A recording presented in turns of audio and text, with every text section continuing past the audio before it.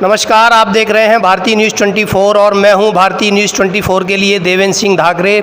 इस समय हम हैं पूर्व सांसद चौधरी बाबूलाल जी के यहाँ, जिनका हमने देखा है कि प्रतिदिन आज भी सांसद न रहते हुए अपने संसदीय क्षेत्र में जाकर जिस तरह से गरीब किसान मजदूरों के बीच में उनके लिए सैनिटाइज़र का काम करना, उनको मास्क देना, उनकी व्यवस्थाओं को देना, उनके व्यथा को सुनना, ये एक बहुत बड़ी बात है। चौधरी साहब, आपका भारतीय न्यूज़ 24 में बहुत बहुत स्वागत है। जैसा कि हम देख रहे हैं कि आज भी प्रतिदिन आपका सुबह का सत्र योग में जाता है, सुबह के बाद आप फिर जो है योग करने के बाद अपने क्षेत्र में निकल जाते हो, तो किस तरह से आप क्षेत्र की जनता को इस लॉकडाउन में मदद कर रहे हो, इस कोरोना जैसी महामारी के संकट में? इसकी महामारी के जो लॉकडाउन चल रहा है, ये बहुत ही जनता के लिए संकट का समय है। आज करीबन 2 महीना से जनता इतनी परेशान है। किसान, खास तौर से किसान जिसने हरी सब्जी बोई थी, चाहे वो टिंडा हो, चाहे वो घिया हो, चाहे पैंटा हो, चाहे जो भी हो, उसका कोई डबल शेयर खरीदने वाला नहीं है। पूरा खेतों में चढ़ रहा है। उसके बावजूद जो दूध है, दूध में देहात में दूध एक आम उसकी किसान के लिए उसकी आय का साधन है, मगर उस दूध को खरीदने वाला कोई नहीं है। इसके बाद गेहूं खरीद केंद्रों पर इतनी खुले तौर पर लूट हो रही है। 1-1 किलो ज़्यादा 1-1 कुंटल पर लिया जा रहा है, 20 रुपये बोरी अलग से लिया जा रहा है। और आज करीबन 15 दिन से किसी भी खरीदी केंद्र पर खाली बोरा बारदाना नहीं है। किसान को मंडी में मजबूरन होकर के सरकारी खरीद रेट से करीबन 200 रुपये कुंटल के कम में किसान को अपना गेहूं बेचने के लिए मजबूर होना पड़ रहा है, क्योंकि बिना पैसे के न वो बेचारे का घर का रोजगार चलेगा, न और कोई काम बिना पैसे के होगा। तो मजबूरी में किसानों को इस बारे में लॉकडाउन तो बहुत परेशानी है।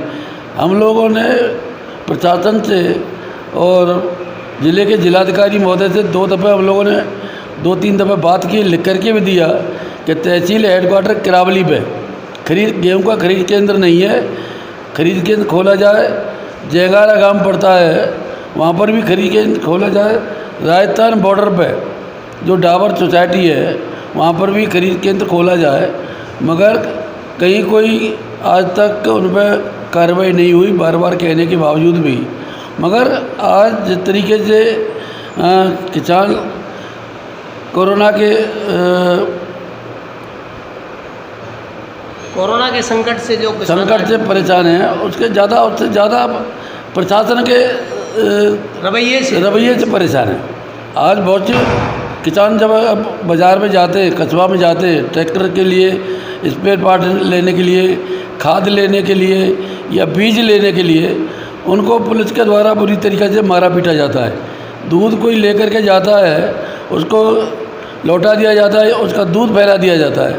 तमाम ऐसी शिकायतें इलाके में हम लोग रोज़ रह रहे इलाके में। मैंने 15-20 दिन पूरे फतेहपुर सीकरी क्षेत्र में विधानसभा में सैनिटाइजरिंग कराई, उसके बाद भोजन की व्यवस्था कराई। इस पीरियड में हर गांव में ये शिकायत मिली कि जैसा हम लोग मरे, ये कोरोना क्या बीमारी आ गई, ये तो बिल्कुल हमारे ऊपर एक पहाड़ संकटों का पहाड़ टूट के हम लोगों के ऊपर पड़ा है। हम बिल्कुल बर्बाद हो चुके हैं। आलू की जो 2200-2300 रुपये कुंटल आलू के बाज़ार में भाव थे, वो घट कर के आज 1400-1500 रुपया में कोई भी लेने वाला नहीं है।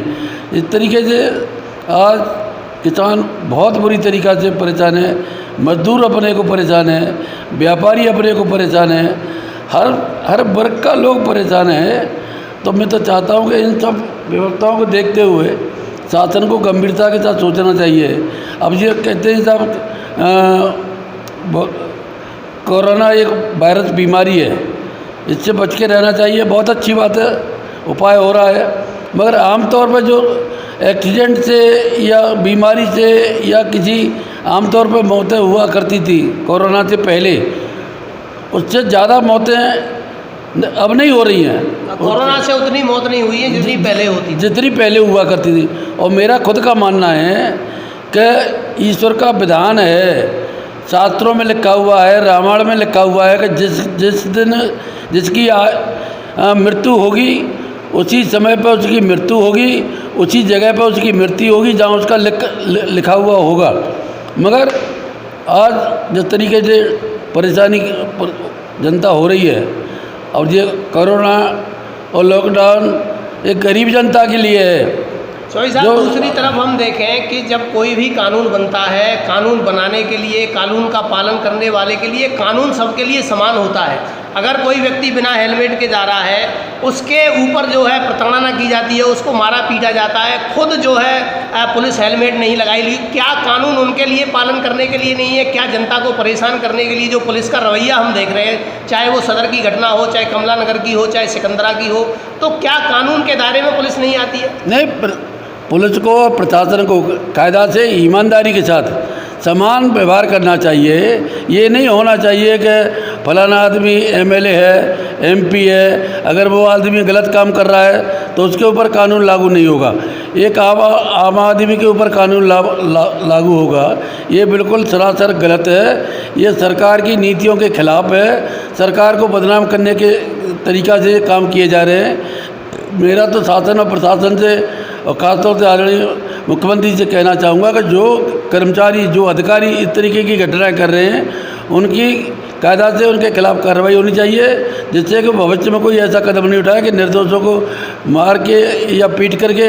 भाई ठीक है कि एमएलए किसी ने नहीं लगाया, कानून है, उसका जुर्माना लगा दो। मारने पीटने का तुम्हारा कौन सा अधिकार है कि तुम मारेंगे पीटेंगे? मानवाधिकार का उल्लंघन करेंगे, खुद पुलिस करती है, तो ये बिल्कुल गलत है। तो ये थे पूर्व सांसद चौधरी बाबूलाल जी। इनका बिल्कुल एक कहना था कि कोई भी व्यक्ति हो, चाहे वो गरीब हो, मजदूर हो, किसान हो, विधायक हो, एमएलए हो, मंत्री हो, कानून सबके लिए बराबर होना चाहिए। अगर कोई व्यक्ति हेलमेट नहीं लगाए तो उसका चालान कर दिया जाए। ये नहीं होना चाहिए कि बर्बरता पूर्वक उसकी पत्नी के सामने, उसकी माता के सामने उस पर लाठियाँ बरसाई जाएँ, उसकी हड्डी तोड़ दी जाए। ऐसी घटनाओं से जो है पुलिस महकमा और सरकार पूरी बदनाम होती है।